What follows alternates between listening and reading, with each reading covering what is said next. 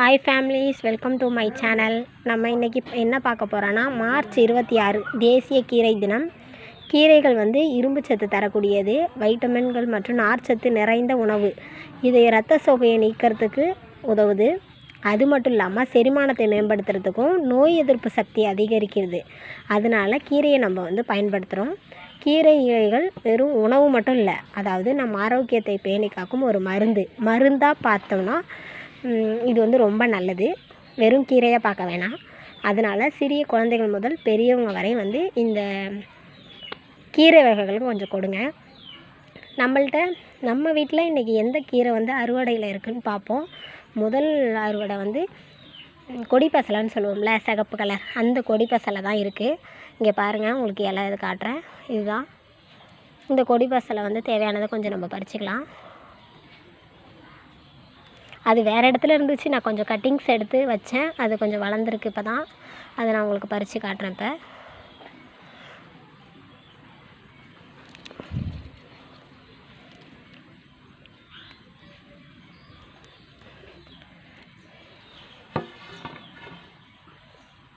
அடுத்த கீரை என்னென்னா, நம்ம அடுத்த கீரை மணத்தக்காளி கீரை பார்க்க போகிறோம்.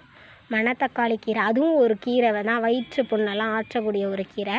அந்த கீரையை உங்களுக்கு நான் காமிக்கிறேன். இங்கே பாருங்கள், எல்லா இடத்துலையுமே இந்த கீரையானது இருக்குது. இதுலேயும் நம்ம தேவையானது கொஞ்சம் பறிச்சுக்கலாம்.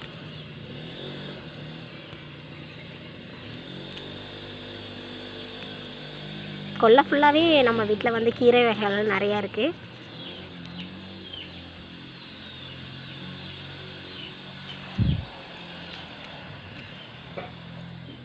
அடுத்து நம்ம பார்க்க போகிற கீரை வகை என்னென்னா வல்லாரை. இங்கே பாருங்கள், வல்லாரை வல்லாரையிலே நிறைய வகை இருக்குது. நீர் வல்லாரை, நாட்டு வல்லாரை, அந்த மாதிரி வகை இருக்குது. அதில் எல்லாத்தையுமே நம்ம துவையில் அரைச்சி சாப்பிட்டோன்னா ஞாபக சக்திக்கு உதவும்.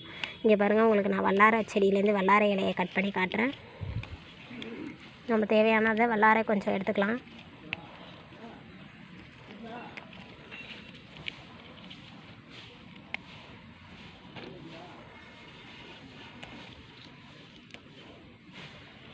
தனித்தனியாக வச்சுருக்கேன் ஃப்ரெண்ட்ஸ் வல்லாரையை, அதனால் கொஞ்சம் எடுத்துக்கலாம். இங்கே கொஞ்சம் இருக்குது பாருங்கள், தெரியுதா உங்களுக்கு?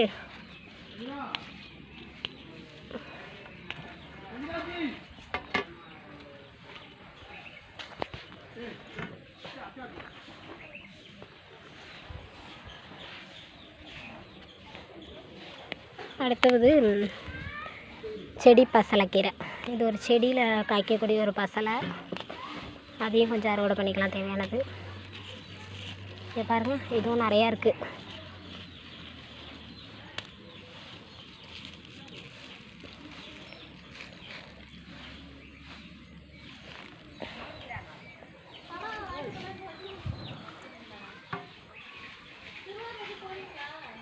அடுத்தது கொஞ்சம் கொத்தமல்லி கீரை இருக்குது பாருங்கள், அதையும் பறிச்சுக்கலாம். இது ஒரு கீரை வகை தான், நம்ம சமையலுக்கெலாம் பயன்படுத்துகிறோம் மல்லிக்கீரை.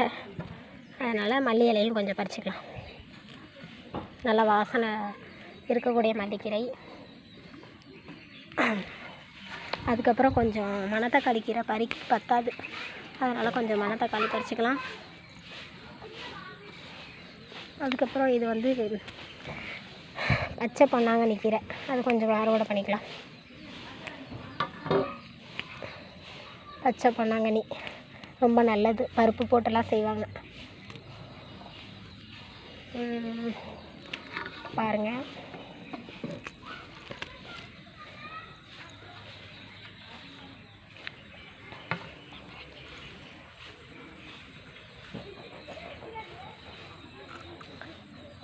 இப்போ நம்ம சேப்பு தண்டு பசலைக்கீரை பார்த்தோம்ல ஃபஸ்ட்டு, அதே மாதிரி இது ஒரு பச்சை தண்டு பசலைக்கீரை. இதுலேயும் கொஞ்சம் தேவையானது கொஞ்சம் பறிச்சிக்கலாம்.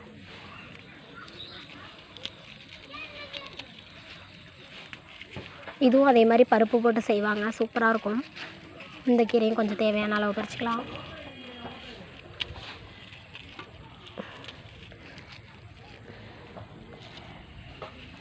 அடுத்து கோவைக்கீரை கொஞ்சம் இருக்குது பாருங்கள், அதையும் பறிச்சிக்கலாம்.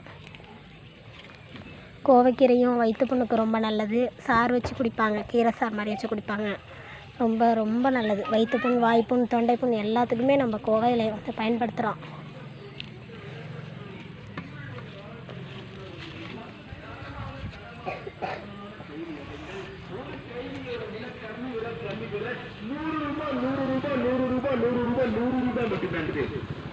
அதுக்கப்புறம் கொஞ்சம் முள்ளங்கி கீரை பறிச்சுக்கலாம்.